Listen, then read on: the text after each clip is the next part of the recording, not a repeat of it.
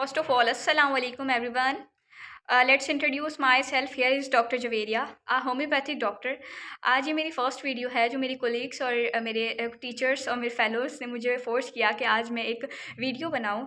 और जो मेरा टॉपिक है वो है रीनल कैल्कुलाई एंड किडनी स्टोन्स, जिसको हम किडनी स्टोन्स कहते हैं। तो आज मैं आप लोगों को बताऊंगी कि व्हाट इज़ किडनी स्टोन्स, इसके क्या क्या वजूहात होती है, इस क्यों बनती हैं किडनी स्टोन्स, और इसको मेडिकल टर्म में किडनी स्टोन्स को क्या बोलते हैं, इसके पीछे क्या रिस्क फैक्टर्स होते हैं, किन किन बीमारियों की वजह से बनती है, किन चीज़ों की जिस्म में कमी हो जाती है, ज़्यादती होती है जिसकी वजह से किडनी स्टोन्स बनती हैं, इसकी anatomy, physiology, pathology, each and everything I will guide you. ठीक है, इसके लेबॉर्ट्री टेस्ट, किडनी स्टोन्स की क्या क्या टाइप्स होती हैं, क्या ये जीन्स में भी आती है, जेनेटिक फैक्टर्स में भी होती है, हम इसको किस तरह डायग्नोज करेंगे, इसके क्या क्या टेस्ट होते हैं, each and everything I will guide you. So don't worry and let's start. Okay, what is kidney stones, जिनको हम मेडिकल टर्म में रीनल कैल्कुलाई, नेफ्रोलिथियासिस भी कहते हैं और यूरोलिथियासिस भी कहते हैं।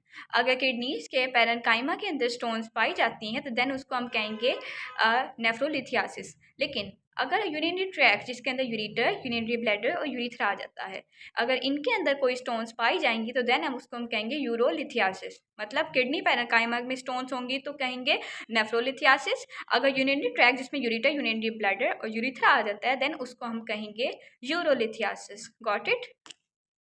अब सवाल ये है कि किडनी स्टोन्स कैसे बनते हैं। बेसिकली हमारा जो यूरिन है ना उसके अंदर कुछ मिनरल्स होते हैं, कुछ कॉन्सेंट्रेट्स होते हैं, कुछ सोल्यूट्स होते हैं।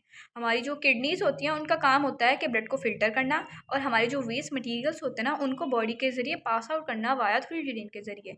जब उन यूरिन के अंदर सोल्यूट्स की मिकदार, कॉन्सेंट्रेट्स की मिकदार जब ज़्यादा हो जाएगी, मिनरल्स ज़्यादा हो जाएंगे, तो तब स्टोन्स वगैरह बनना स्टार्ट हो जाएंगी। तो वो मिनरल्स होंगे ना वो आपस में क्रिस्टलाइज होना स्टार्ट हो जाएंगे। क्रिस्टलाइज होने से मुराद ये है कि वो चिपकना स्टार्ट हो जाएंगे और तब वो देन स्टोन्स फॉर्मेशन हो जाएगी।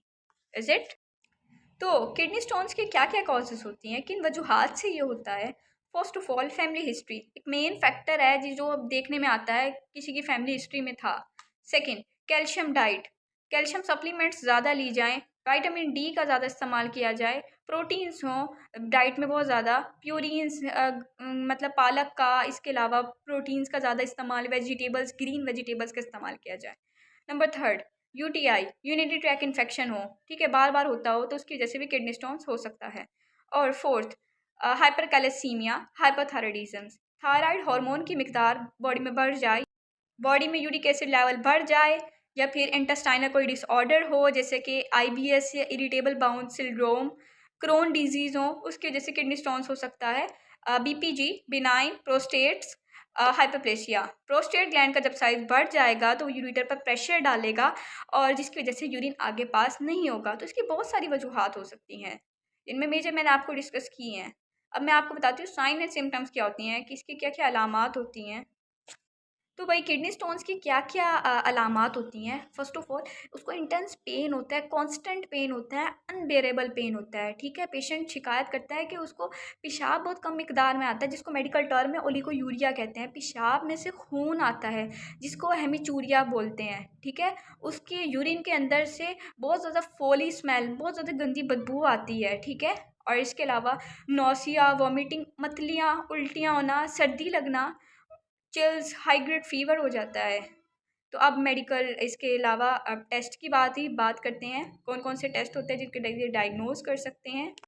तो जो अब इसके जो टेस्ट रिकमेंड किए जाते हैं इसको डायग्नोज करने के लिए, उसमें first of all patient history ली जाती है, patient physical examination, non constant KUB stand for kidney ureter bladder का CT स्कैन किया जाता है। ठीक है, MRI वगैरह की जाती है, अल्ट्रासाउंड, एक्सरेज वगैरह इसके ज़रिए देखा जाता है। 24 आवर्स यूरिन कलेक्ट किया जाता है जिसमें देखा जाता है 24 घंटे का। ठीक है, जिसमें देखा जाता है कि यूरिन की pH, उसका सीरम, उसके मिनरल्स वगैरह, उसमें कोई क्रिस्टल्स वगैरह तो नहीं आ गए, तो वो डिटेक्ट किया जाता है। यूरिनोलाइसिस की जाती है। तो आगे फिर पेशेंट का ट्रीटमेंट होगा। सो उम्मीद करती हूँ आप लोगों को वीडियो पसंद आई होगी। So thanks for watching. अल्लाह हाफिज़।